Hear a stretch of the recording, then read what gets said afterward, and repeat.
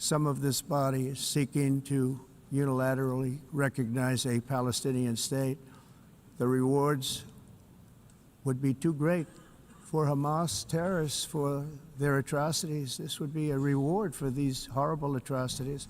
Do you see any consequences, and how do you justify taking that risk of alienating the United States when we still don't have a trade deal? First of all, Steve.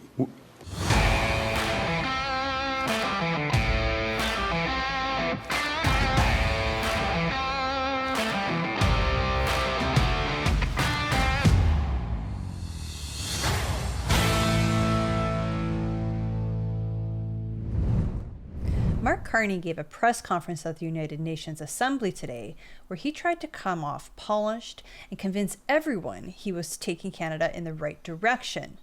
The problem came when he was asked actual tough questions.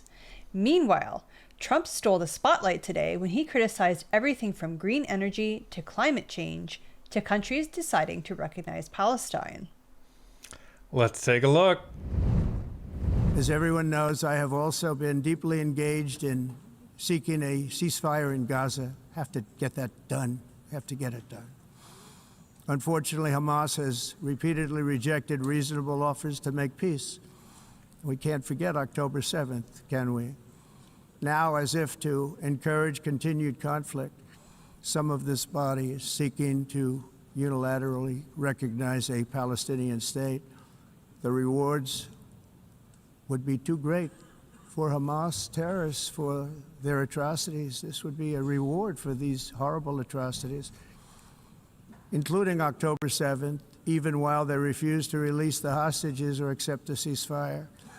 Instead of giving to Hamas and giving so much, because they've taken so much, they have taken so much. This could have been solved so long ago. But instead of giving in to Hamas's ransom demands, those who want peace should be united with one message: release the hostages now. Just release the hostages now.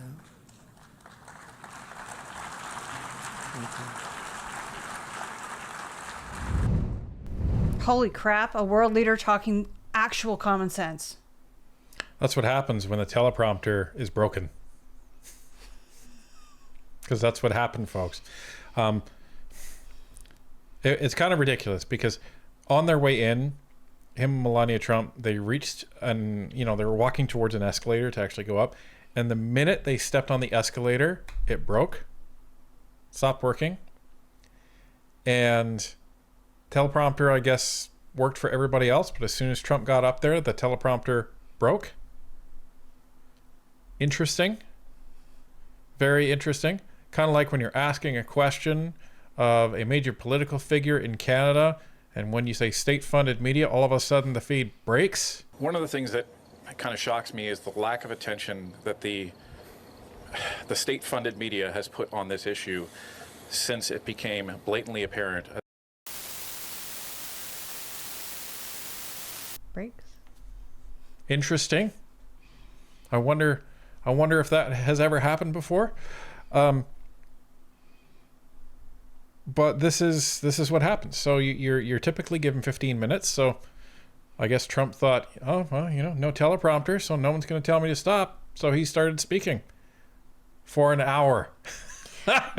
But all that aside, what he just said deserves a standing ovation because it's what I think most common sense people would agree with. Why are you rewarding Hamas by recognizing a state of Palestine when they still have hostages, when they still have people's lives in their hands? Well, this is the BS from leaders like Carney and countries like Britain, and it's just ridiculous because they say, well, we're not recognizing Hamas, we're recognizing Palestine as being governed by the Palestinian Authority. But yeah, but they're not. They're not. Come on. And I know that there's going to be some in the audience that'll say, oh, well, it's just because you guys like Trump, blah, blah, blah. No, I really, for the most part, don't care because it's not my president. But when somebody is making sense and saying the right things, I think that deserves to be pointed out. There's a lot of things I don't like about Trump. And I've said that before. I like some of his policies. I think some of the things that he says and the way he says them aren't the right way to do it. But as Tanya says, don't have skin in the game. Right. He's bang on the money this time. So, it's called being objective. And we try to be objective as much as we have a conservative bias. So, but that's not something that should be tangling people into knots in terms of trying to agree with or disagree with. It's common sense. You don't recognize a country when it has a terrorist regime. Right. Do not negotiate with terrorists. And now one has to wonder, does Mark Carney going ahead and doing this jeopardize our trade relations with the United States even further? Well, it's a good thing you asked that, Tanya, because Trump actually posted something back in July about this. Just in case you were wondering, folks, that wasn't scripted. So, No, I had no idea you had this lying in wait. So Donald Trump posted this on July 31st after Mark Carney's first announcement that they were going to consider recognizing them as a state. Well, and I did see this back then, and it's kind of, I don't want to call it a threat, but it's almost like a promise of things to come, right? And now that it has happened, it makes me wonder what is going to happen for Canadians, for Canada, for our trade deal. Now, on the theme of Palestine, let's go to Mark Carney. This week, Canada provided over $200 million in new funding to improve global nutrition, address climate change, and reduce poverty. This includes new initiatives with partners in Africa, South America, the Middle East, and the Caribbean. And as part of a collective, coordinated international effort, Canada recognized the State of Palestine. We offered our partnership in building the promise of a peaceful future for both the State of Palestine and the State of Israel. To that end, Canada will also contribute $47 million in new funding to Gaza and West Bank to strengthen judicial systems, governance structures, and democratization efforts. This brings Canada's total contributions and assistance to Gaza and the West Bank to over $400 million, including humanitarian supports, health and recovery efforts, and development aid. Isn't that nice? $400 million. What's 90% of $400 million? Oh, yeah, that's around $360 million that probably never made it there because it's sitting in the hands of Hamas. Well, and that's what happened. That's what the UN said, is that up to 90% of aid going to that region ends up in Hamas's hands. So him sitting there crowing about this, I don't know what you're celebrating. This is gross. I mean, you have Canadians who are losing their homes, who are living on the streets, who are going hungry, and meanwhile we're giving $400 million away, and there's no way we know that that is not ending up in the hands of the terrorists. 100%. 100%. Absolutely insane. $400 million. And he talks about, well, it's humanitarian aid and we're helping people, with food. There's a lot of Canadians that would probably like to have that money for food. Just saying, Carney. But no. Let's give it elsewhere. And let's recognize a terrorist state as a country. Great job. I want to ask you if you foresee any consequences to the Canada-U.S. relationship or our ability to reach a trade deal with Mr. Trump now that you've recognized Palestine. And if I might explain, Mr. Trump in August said that it would make it more difficult to reach a trade deal with Canada if we recognized Palestine. So Britain recognized Palestine, France recognized Palestine. They both have trade deals. Britain through itself, France through the EU. They've already secured their deals. How do you justify, do you see any consequences, and how do you justify taking that risk of alienating the United States when we still don't have a trade deal? First of all, Steve, let's be absolutely clear. We have the best trade deal of any country in the world. There's the gaslighting again. Oh my goodness. You he just has to try to hammer that home every time he's in front of a microphone. We have the best trade deal in the world right now. Then why are you trying to get another one? Why have tariffs almost doubled in Canada since you've been Prime Minister? Right. Why has unemployment increased? Why are our steel industries and our lumber industries saying that their business is down? We heard, what was it, up to 75% from a local lumberyard owner? Yep. Our economy's down. Our unemployment's up. Businesses are screaming. Report from CTV said that 40% of small businesses are going to be done in the next 12 months. And this guy is up there saying, we have the best trade deal in the world. You know what this is? This is the interest rates are at historic lows, Glenn, moment for Mark Carney. Interest rates are at historic lows, Glenn. Steve, let's be absolutely clear. We have the best trade deal of any country in the world. Interest rates are at historic lows, Glenn. That's what this is. That is exactly what this is. That's a really good point. Thank you. Congratulations, Carney. This is your moment. Right now, with the United States, we have 85% plus of our trade is free. We have the lowest tariff of any country in the world. That deal can be better. Both the President Trump, and I agree on that. We have a number of discussions. Our officials have a number of discussions on how that can be potentially structured. A lot of that will roll into this process of the review of what we call CUSMA, which is our agreement. You know this, but for everybody, agreement with the United States and Mexico. That review will start over the course of later this year. I mean, the individual country reviews, but the discussions will start later this year and into next year. And it's in that context. So that's the fundamental point. The second, with respect to the decision on Palestine, these are points of principle. These are points of fundamental. Canada has values, and Canada sticks by those values. Say that to the Jewish community, Mark Carney, who have been nothing but harassed and frightened, and had their students, their seniors, their places of worship, they're afraid to go out. Your government has tried to delist them as an actual charitable organization. Canada has values. Really. I remember before, during the campaign, you said Muslim values are Canadian values.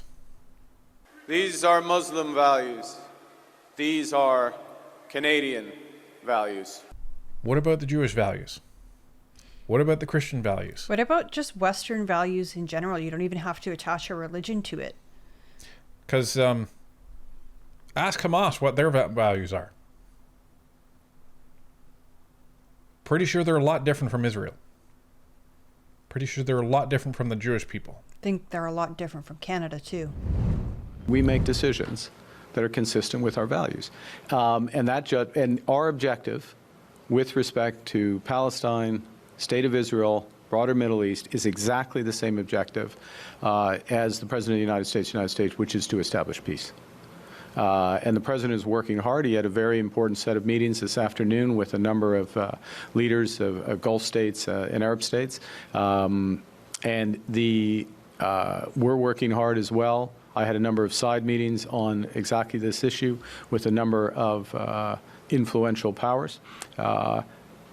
There is some complementarity to these efforts, and we will continue to do our bit to develop it. But with respect to the negotiations with the Americans, they're ongoing.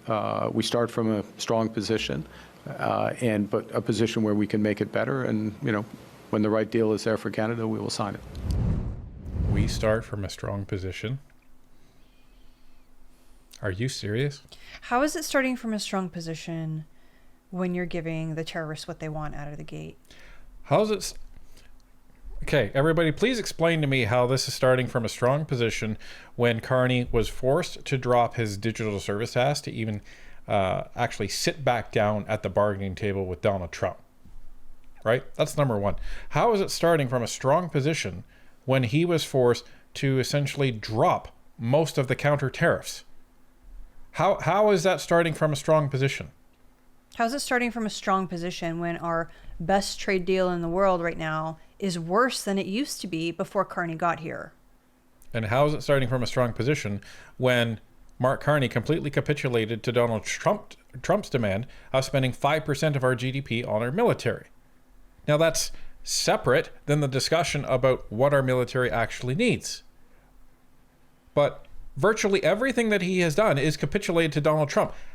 And he's like turning around and saying, well, we're coming at this from a position of strength.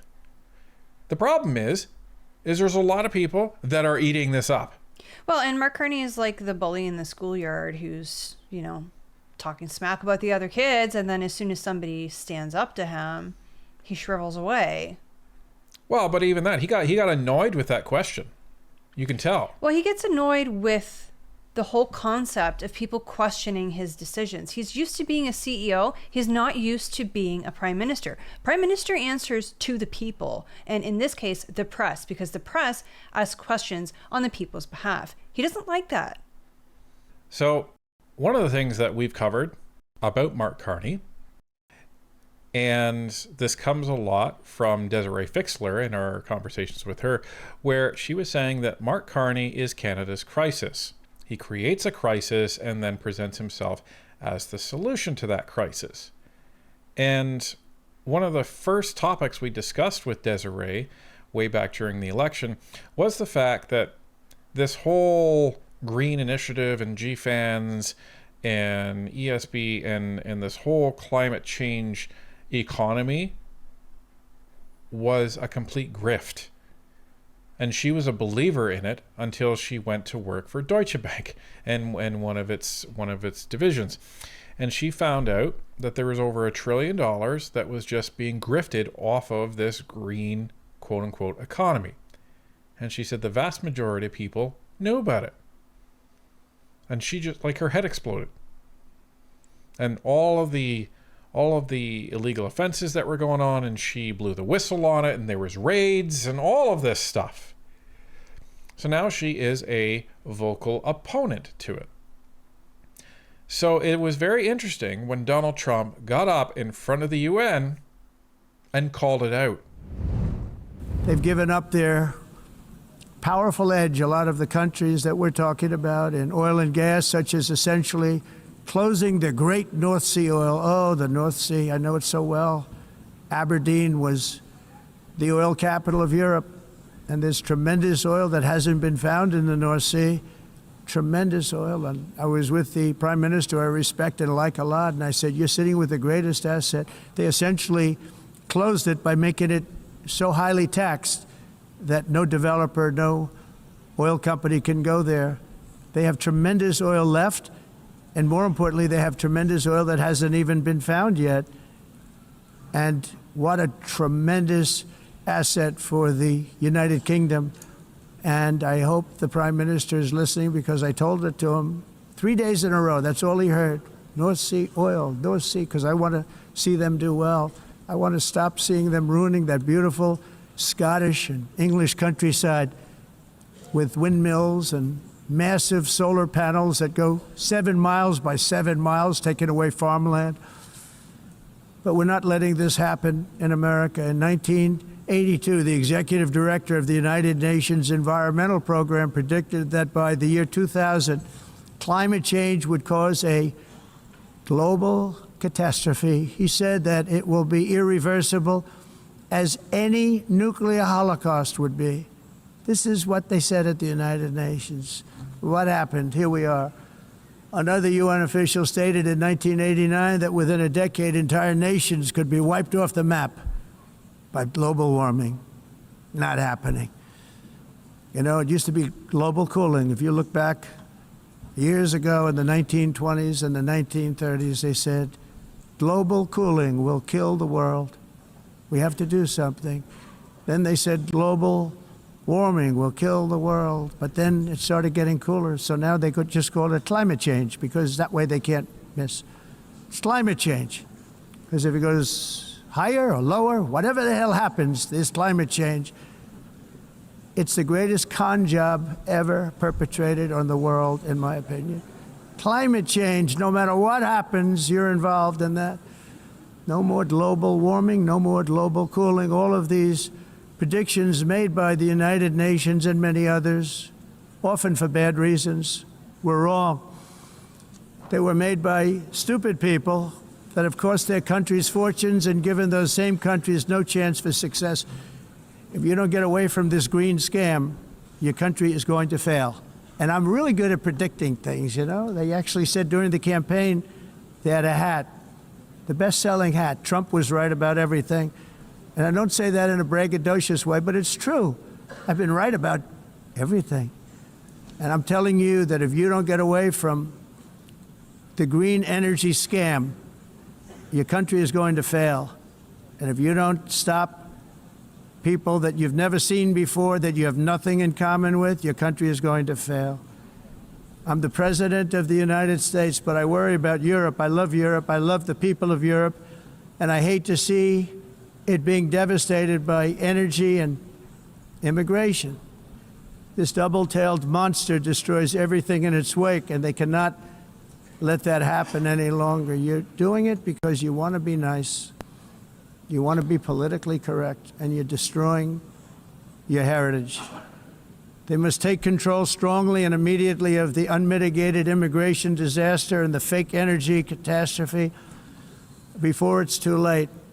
The carbon footprint is a hoax made up by people with evil intentions, and they're heading down a path of total destruction. You know, the carbon footprint was a big, big thing a few years ago. I remember hearing about the carbon footprint, and then President Obama would get into Air Force One, a massive Boeing 747, and not a new one, an old one with old engines that spew everything into the atmosphere. He'd talk about the carbon footprint, we must do so. Then he'd get in and he'd fly from Washington to Hawaii to play a round of golf. And then he'd get back onto that big, beautiful plane and he'd fly back and he'd talk about, again, global warming and the carbon footprint. It's a con job. At extreme cost and expense, Europe reduced its own carbon footprint by 37%. Think of that. Congratulations, Europe. Great job. You cost yourself a lot of jobs, a lot of factories closed, but you reduced the carbon footprint by 37%. However, for all of that sacrifice and much more, it's been totally wiped out and then some by a global increase of 54%. Much of it coming from China and other countries that are thriving around China, which now produces more CO2 than all the other developed nations in the world. Hey, the airplane point is the one I always point out. Yeah, so again, we don't always agree with Donald Trump, but we do on this one because, well, as you've explained, if the people that are crowing the loudest about this actually believed that this was ruining the world, why are they still getting on airplanes? Why are they flying all across Canada? Why are they flying? Where are they right now? New York? Think about all of the people. Why is Carney going to and from Europe all the time? Just do it via Zoom. Why? Think like us about peasants. all of the European leaders, right? All the European leaders that flew from Europe to New York to actually be there. Why can't this be a virtual meeting? Right. Like, I mean, I'm sure that there's some IT guy qualified enough to set up a whole bunch of monitors instead of, like, you know, the countries sitting there, like the delegate from China, the delegate from Canada, the delegate from Cuba, whatever, that they have got screens and everybody just zooms in. and as an IT guy that's rolled out Zoom en masse to thousands of people, I can actually attest that you can have hundreds and hundreds of people in a Zoom call, if not thousands. So he's calling out the hypocrisy as it is, right? And we've made this point. What the heck are we trying to do to reduce Canada's carbon footprint when you have China, and I'm not sure if just Trump couldn't remember the countries around China, but India? Those are two of the worst offenders in the world. And U.S. rounds out number 3, if I'm not mistaken. Yeah. So, like, let's get real here.